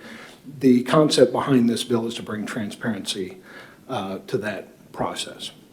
Public Chapter 154, this legislation updates Tennessee school safety grants to make sure that systems which do not have an SRO are prioritized in this process. This gets into the BEP Review Committee's one of their priorities for the previous year. But I know a couple of you in conversations have had questions from your local districts as to why it ended up that way. But the House and Senate in creation of this law did prioritize districts which had no SROs to begin with. So you will recall in the last year when we were putting together our rules on the course access program that our rules originally on the first reading had enshrined that there would be 2 courses per school year. And we had to walk that back because the original legislation only contemplated 2 courses in total. Public Chapter 146 fixes that process and also has an accompanying appropriation so that this would be 2 course access program courses per school year. So this is that's quite a step in the right direction there. One of the functions of the State Board of Education is we serve as the administrator for the Military Interstate Compact. Public Chapter 136 allows a student who is the child of a military mother or father, when that mother or father has orders to move to a new station and they're going to be in that district, the student will be able to enroll even prior to arriving at that county, okay? And so this is a way that school districts in the state of Tennessee can take care of military dependents. That's Public Chapter 138. Public Chapter 139 comes out of the need to build up the security apparatus around some of what are considered soft targets. Chairman Hargrove, you'll remember in the BEP Review Committee, we had a great many discussions about school security and all aspects related to that. Public Chapter 139 allows each local law enforcement agency to create rules about off-duty officers and cars that aren't in use, any way to increase the visibility of security around parks, churches, and schools. If you're going through most towns in Tennessee on Sunday, you'll see the police out there directing traffic outside of a worship service. It's the same sort of thing there. On assessments, and of course we've heard a great deal about this, but Public Chapter 42 by Senator Lundberg, this legislation excluded the 17-18 assessment data from a teacher's evaluation score for the 18-19 and 19-20 school year, if such exclusion would result in a higher evaluation score for that teacher, and provided permanent benefits to the evaluation calculation to ensure the calculation of results is the highest one possible. Also, I included here the statement of Governor Lee that in coordination with the General Assembly, he was temporarily reinstating paper-based assessments for the 1920 school year. Nathan, before you get into the expenditures, I think we Sure. missed the content of the first change, which was about the standards review and getting in sync with textbooks. Oh, I know we sure talked did, about yeah. that this morning, so I just want to make sure we Yep. did that one. So PC let's. 270. Yes, Public Chapter 270. This was a big deal. One of our bills we had was to allow the state board to have a 2-year extension on the ELA and math assessment process. Remember, in 2015, when that law was changed, it put us to where we were having our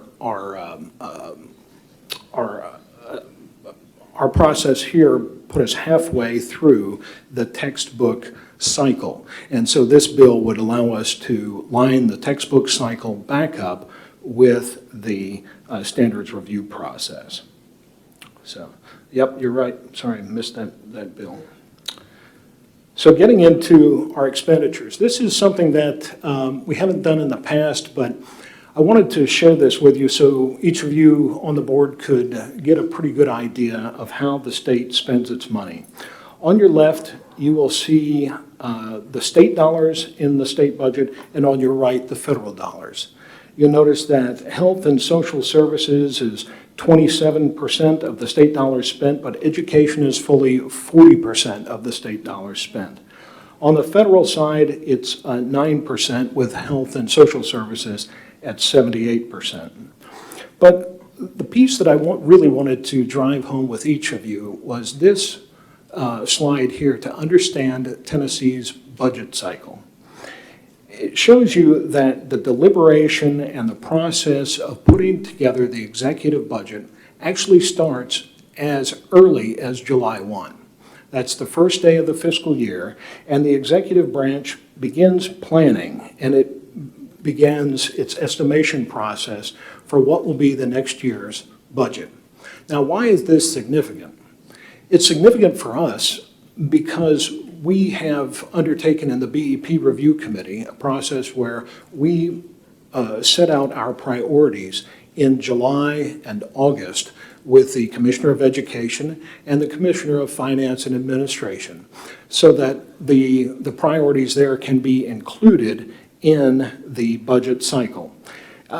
Whereas in the past, it was simply done on the BEP report, which would come out in the 1st of November, which, as you'll see here, was well too late in terms of the prepared executive budget. Going into specific budget increases, We see the school safety grants, recurring and non-recurring dollars there, we're looking at 40 million. This was a BEP review committee priority. Also, the teacher compensation, a recurring funding for the enhancement of compensation is $71.25 million. And that was the committee's first and top priority for the last year.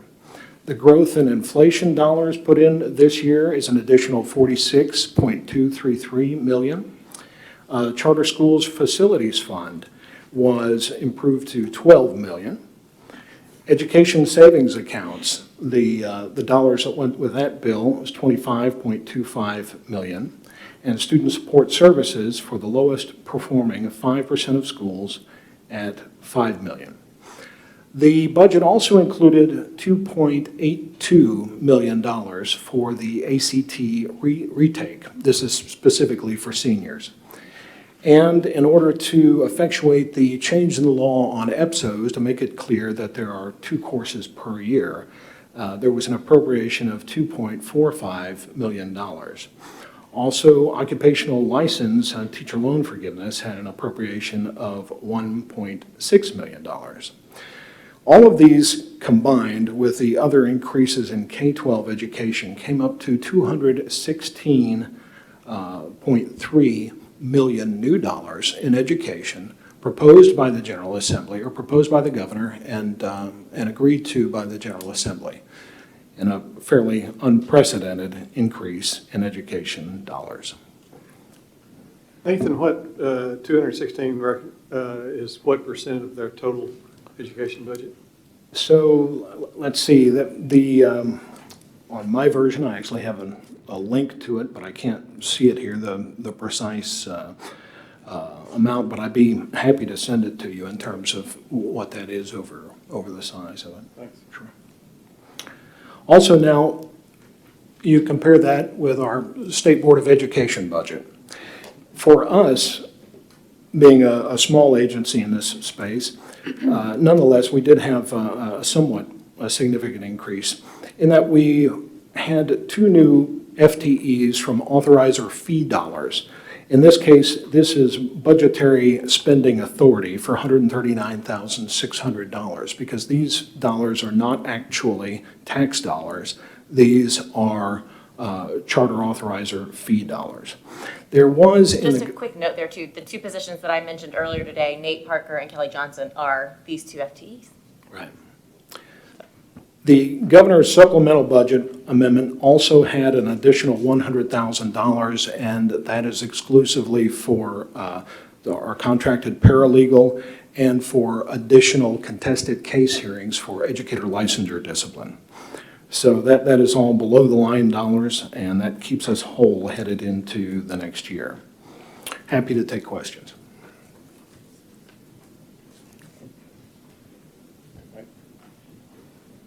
Bob Eby, yes. This is not a question, just a comment. I had the fortunate opportunity to walk around with Nathan one day up on the hill, and I'm really amazed at, he just represents us so well, and it's clear that all the representatives and senators, they all know him by name, and they're very receptive to him, and Nathan does an outstanding job for us. Thank you. I'll give you a $20 bill when we're done. Other comments? I certainly do want to give my thanks to Nathan as well, because I think you have certainly represented us exceedingly well. And because of you, I think our relationships are much stronger than they've ever been as a result of you putting us and planning out those sessions for us where we actually were able to meet our new legislators. So I've not followed him exactly the same way that Bob has, but I certainly have been around him when he's surrounded by them. And what Bob has said is absolutely true. And so we owe a debt of gratitude to you for what you do for us. So thank you. You're very kind, ma'am.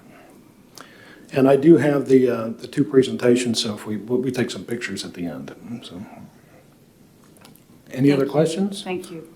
I will have a copy, or a link rather, to every education bill that was passed this session, available to any member who cares for it. We talked about most of them. Yeah, okay, very good. Thank you, ma'am. Thank you, Nathan.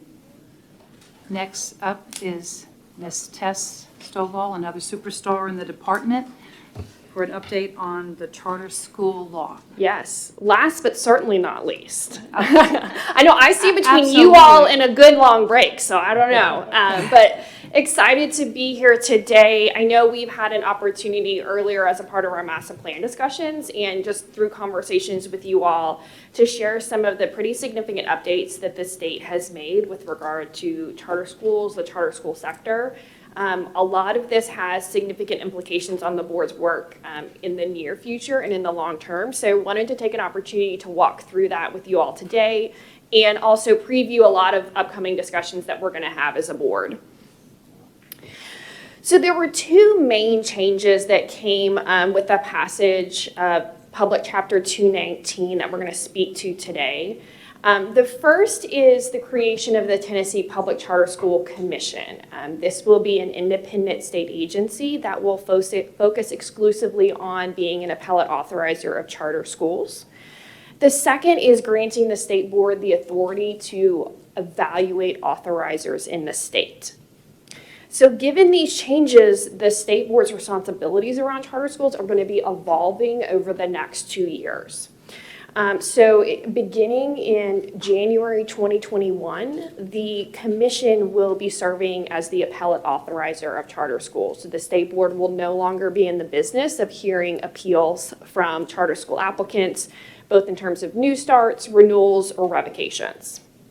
And secondly, beginning in July 2021, the commission will take over the responsibilities of the LEA and authorizer functions of the state board's current 3 authorized schools, as well as any other schools that the state board may authorize in the next 18 months.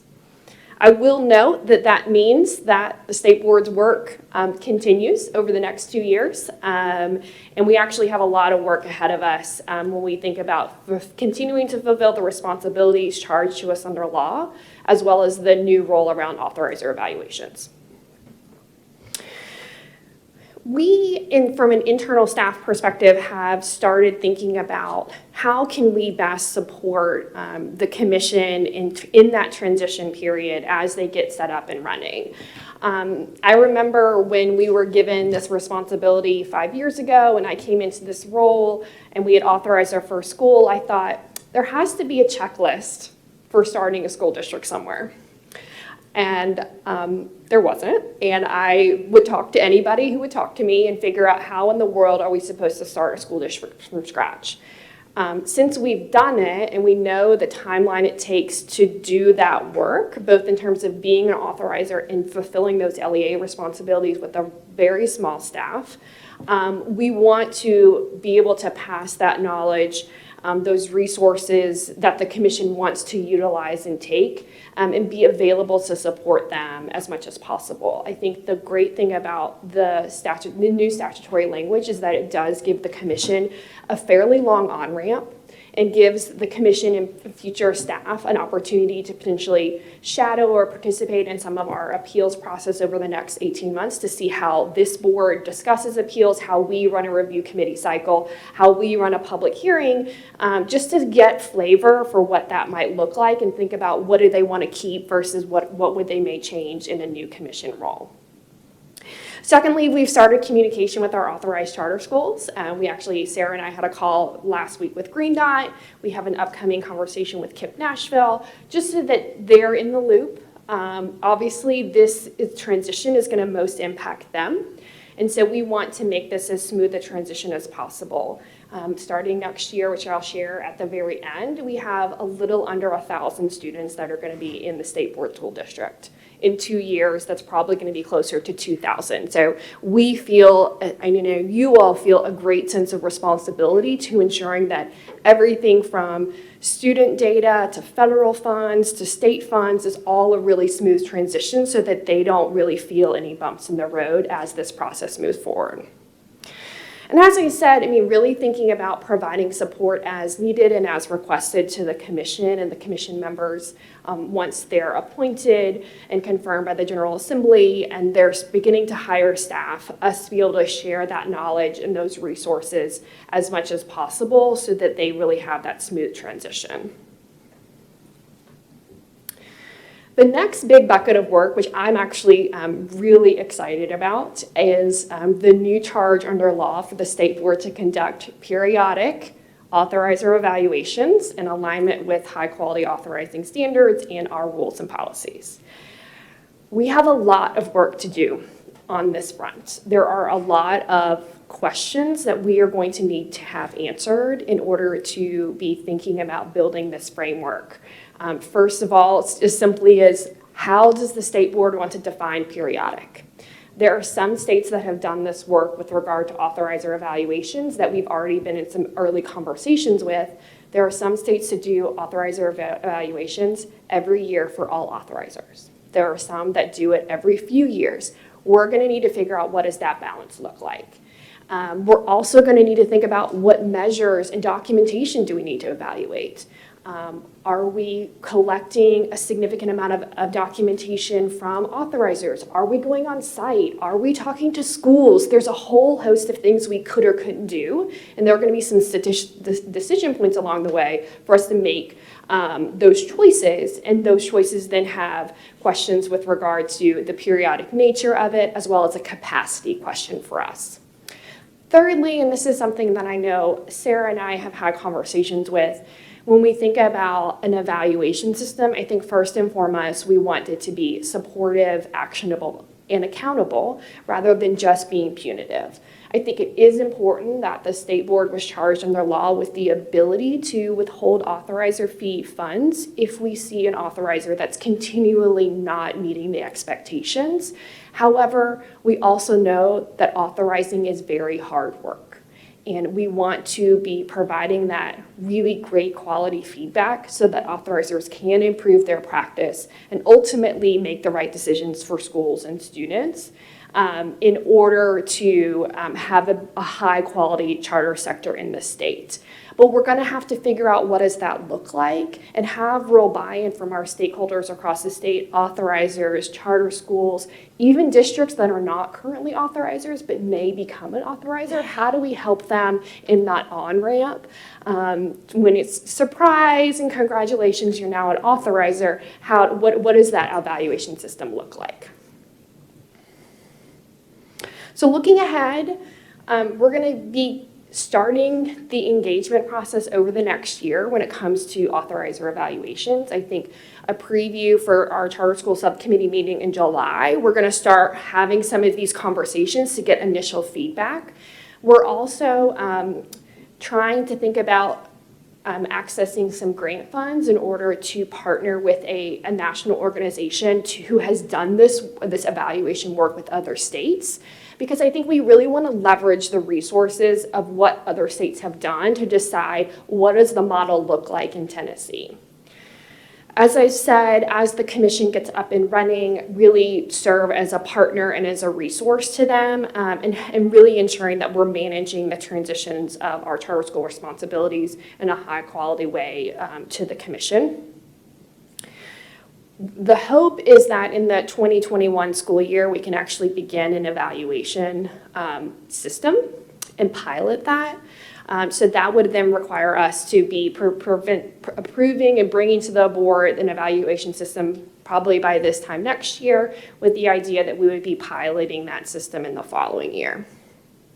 And finally, we're not done with appeals. We have 18 more months of them, so we're going to be continuing the great work and be already looking forward to that work for the fall. So just a preview of what's potentially coming down the pike this fall. I wanted to share with you what does the statewide snapshot look like for charter school applications. So this year there were 14 applications that were submitted statewide. As you'll notice, we actually had an application to a non-urban district in McMinn County, and then 2 in Metro Nashville and 11 in Shelby County. Districts right now are in their process of initial application review, and we will be making initial decisions in late June. We will not be receiving appeals this year until probably September. Last year, the General Assembly gave districts additional time to review an amended application, which results in us having a later appeal cycle, which will coincide with our November process. And lastly, we wanted to end on a high note. We have our third school at the state board opening in August. We're super excited for KIPP Nashville Middle, KIPP Antioch College Prep Middle, to open in August. We're looking for an opportunity for the board to be able to visit them in their new facility, which is where the elementary and middle school will be located. We are seeing phenomenal enrollment across all schools, which is really great. Bluff City High School's last day is today. They had an excellent assessment process this year, which we were really excited about. So lots of really good things to come, and we're really excited to continue the work and be of the responsibility of being an authorizer in LEA. And with that, I'm happy to take any questions. Wendy? Yes. So first, I want to say thank you and your team for the incredible work that you guys have done. It's not over. I know that. I think you've set out clearly how much work there is to be done on the authorizing piece. And then I'm super excited actually about the evaluation and the quality authorizer piece. But just the fact that you kind of downplay what you guys have done, but creating an entire district, all of these policies, which we got to all read through, another 30-something of them. It has been incredible work, and I hope that the commission listens carefully to you guys and learn, both the things that you have done that they can take on, but also the lessons that you learned, and that they're able to not have to recreate the wheel and learn from that. But I think that you have given them, hopefully they'll accept it, but you have created for them an incredible bit of work for them to be able to get on that on-ramp. So I want to thank you for that. A couple questions. So I know, and I'm actually very glad that there will be a stick with the evaluation, the withholding of funds, which hopefully we never have to use, but just that gives us, some leverage. But I'm curious if there's anything I haven't seen the final statute, any carrots in the statute. Like, is there anything we can do? I mean, will we have the opportunity to have publicly some transparent way of showing the authorizers who have done great work or something that will incentivize them, on the happier end of things too? Absolutely. So there's nothing currently written in statute regarding a carrot, but I do think that's, number one, we want to absolutely make sure that the evaluations are public, accessible information, because I think absolutely there's a transparency piece, but really highlighting great practice. Because I think what I have found being in the authorizing field for 5 years now is that I do my best work when I know I need to call Nevada because they have a great, literally we were on the phone with them last week because I was like, you know how to deal with material modifications of charter agreements. Can you walk me through your process? So coming up with a bank of here are people who are doing really great practice within the state so that we aren't recreating the wheel. Authorizers know who to connect with and contact to be able to highlight some of those practices. And I do think we're going to surface a lot of potential things that we just really didn't even know were existing challenges that maybe are things that we would want to change in terms of state board rule or policy that are potentially inhibiting some of the work of our charter schools because of the nature of charter schools being under the LEA here in Tennessee. So I do think there are going to be some opportunities that we're going to learn and be able to surface at a higher level that maybe would allow us to have kind of a more robust charter sector through these evaluations. And one other question. So when we are evaluating the charters, and I know I'm on the charter subcommittee, so we'll have the conversations about the frequency and what it looks like and all of that. It's the ASD, MNPS, Shelby County Schools, Hamilton County, Knox County, and then will the commission, will we actually, okay, so that it would, at this point, it's those 6, and then if any other. Yes, and so, yes, absolutely. So we would not be, it's only schools that, only LEA or districts, LEAs that have actual schools authorized. It's not districts that have gone through the process. So it's not the evaluation process that we're evaluating. Correct. Now, a part of those authorizer evaluations would be, let's talk through what your application review process looks like. But if a district isn't currently authorizing a school, we would not be actively engaging in their evaluation. I think a part of the conversation is knowing that we have a mix of authorizers with a significant amount of schools and authorizers that don't. I think we need to create an evaluation system where everyone is fairly evaluated, even when you're talking on scale vastly different looks, feels, staffing, et cetera. So I think that's going to be a part of the conversation that we're going to have. And on that statute, by the way, it does give us the rulemaking authority in terms of creating that process. So you could absolutely have, authorizer of distinction or something like that put in there. So we could create some sort of carrots. I mean, I just think, Totally, yeah. despite my reputation on this board, I do want to highlight the great work. Yeah. I try to highlight the great work too. But I am glad we finally have a stick. No, let me see if I can remember what I was going to say. Oh, just to Wendy, a couple of points that Wendy was making. We've kind of dipped our toe in the water in terms of supporting new authorizers or districts who are getting applications for the first time. So, I mean, you all have done a number of trainings in partnership with TOS with some of those more rural districts who've gotten some applications. I think we would continue to do that kind of work. And then I am really excited for the evaluation piece because I think, we've been able to give soft feedback to authorizers through the appeal process, but it's really just in the form of the executive director's report and the conversation that this board has when you hear those appeals. So this just gives us an ability to really work more closely with authorizers and, like Tess said, surface a lot of things, try to have the right balance of carrots and sticks. And then you mentioned the subcommittee. I did just want to make sure the full board knew. I mean, there's a number of pretty detailed decisions that we'll have to make as a board about what that process looks like, and the subcommittee will be deeply engaged in sort of helping us navigate those decision points. So you have that to look forward to. Bob? Maybe that just answered my question. First, I echo what Wendy said with regard to the outstanding job that you and your team have done. And I hope that if it's not broke, don't fix it. But, I think you've laid out the process for the commission, and if they're smart, they'll take it. And the big change will be us with regard to the oversight. So I was asking, what is the process for the commission then to get set up and to work with you guys? And is it through the subcommittee, or has there been a process laid out or timelines or anything like that? Well, I think, and happy to have Sarah jump in, I think obviously the governor's office, first step would be appointing the commission members to get those set up, and then they will are charged under the law to hire a staff. I think we are, depending on that timeline, would be happy to have anyone who is appointed this fall participate or listen in on some of our appeal process to get them grounded. I do think that a lot of the information sharing and kind of a lot of the overlap of work will really begin in the 2021 school year, when we're really in that, as the commission is ramping up, getting ready to go, taking over appeals, and we are, to a certain extent, winding down. But we want to be offer and available whenever the commission is set up and running, that we are always a resource. And Sarah, I don't know if there's anything else you want to add there. No, I mean, I know Penny's had conversations as well, and we're having conversations with the governor's team just to make sure we're all on the same page in terms of the timeline for the commission appointments and sort of anything that we need to do and should be doing to, like Tess was describing, kind of be shoulder to shoulder on the transition.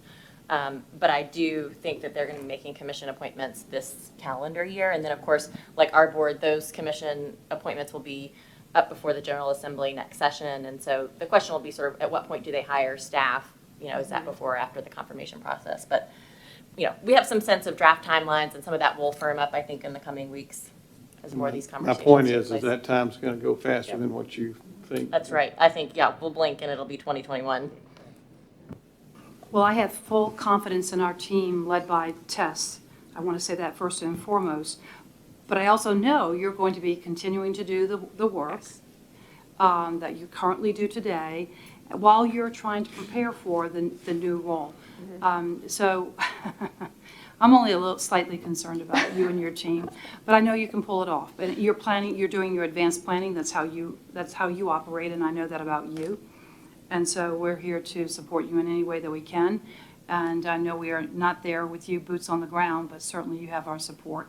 And if there are any issues and challenges that come up, that bubble up along the way, I think we need to be certainly kept apprised of what those challenges might be, because the timing of the appointments to the commission is one thing, but then the hiring of their staff is another. And then the ability to plug them in and effectively transition to them is another thing. So the reality is something else perhaps. But anyway, I know you're on top of it, so thank you. Thank you. Great work. The only thing I wanted to add to that, because I mentioned before, but just connecting the dots, we did get 2 new positions under the PC 219. So we've just, as of this week, made offers and had them accepted for 2 new team members on the charter team. And then Tess and I are talking about contracts and what else we might need to pull in, both for the evaluation work, but any additional support as we're sort of wearing both hats, authorizer and evaluator the next year and a half. And I Great, do thank you. think as we build out the evaluation work, we're going to have a better sense of what staff capacity that's going to require. I think my vision, at least initially, is that I do want to ensure it is mostly staff-driven, the evaluations themselves. Potentially, I think there are opportunities for us to bring in an evaluation process, bring in team members from outside the state board to provide that perspective, potentially of staff and other authorizers who are not being evaluated. I would imagine that would be a fascinating education experience. But I do think I would recommend that the board think about it being primarily a staff-driven process. So I think over this next year, as we're building out the evaluation, Sarah and I are going to be having conversations of like, okay, well now what does this look like in terms of staff capacity to make sure that we're firing at all cylinders across both responsibilities. Great. Mike? So, being the senior member on this board. Yeah, can you believe that? It's sort of depressing. I lived through the early days of charter schools. Even before we would take them over, we'd have a hearing, the appeals, and let me tell you something, it was a total nightmare. We have no appreciation historically, unless you lived through that, exactly what Tess took on when she walked in the door. She had nothing other than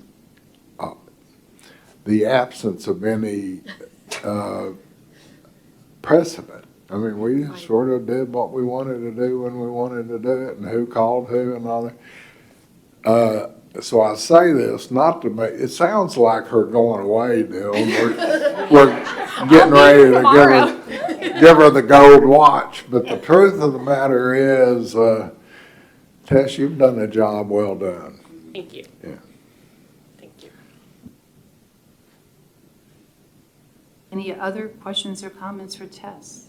Okay. We have just a little bit of time. Thank you so much, Tess. I do want to turn to the board members to find out if there is anything that we need to address relative to our agenda items for tomorrow. Anything we need to flag for our team?